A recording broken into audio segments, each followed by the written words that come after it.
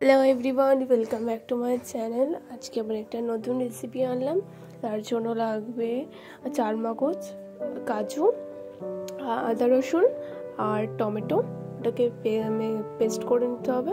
তারপরে দিতে হবে টক দই, ওটাকেও পেস্ট করে নিতে হবে, মানে একসাথে পেস্ট করতে হবে। তারপরে পনিরগুলোকে ছোটো ছোটো করে কেটে নিতে হবে।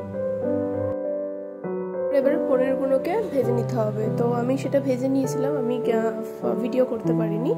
তারপরে কড়াইতে তেল দেওয়া হয়ে গেলে এবারে গোটা গরম মশলা আর পেঁয়াজ কুচি দিয়ে দিতে হবে। দেওয়া হয়ে গেলে ওটাকে ভালোভাবে নেড়ে চেড়ে তারপরে পেস্ট করা যেটা আছে ওটাকে কড়াইয়ের মধ্যে দিয়ে ভালোভাবে কষিয়ে নিতে হবে।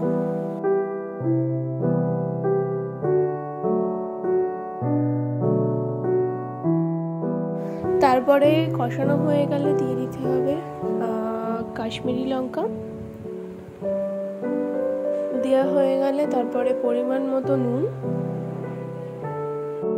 ভালোভাবে কষিয়ে নিয়ে তারপরে অল্প গরম জল দিয়ে দিতে হবে। দেওয়া হয়ে গেলে তারপর ভেজে রাখা পনিরটাকে দিয়ে দিতে হবে।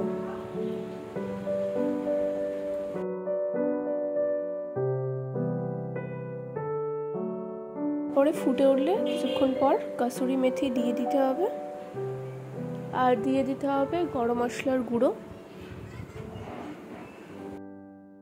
গরম গরম সার্ভ করুন পনির কোরমা। এটা পরোটার সাথেও খেতে পারেন কিংবা রুটির সাথেও খেতে পারেন, খুবই ভালো লাগবে। ট্রাই করে একবার দেখতে পারেন।